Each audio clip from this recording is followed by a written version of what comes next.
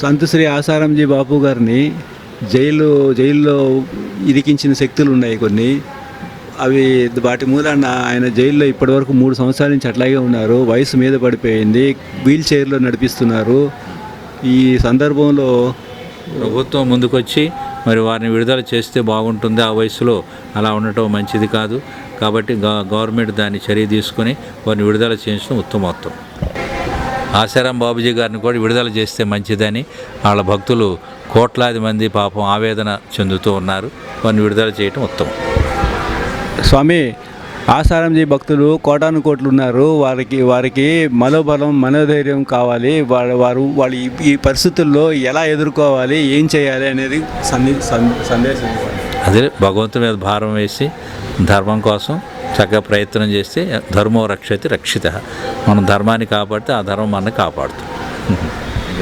స్వామి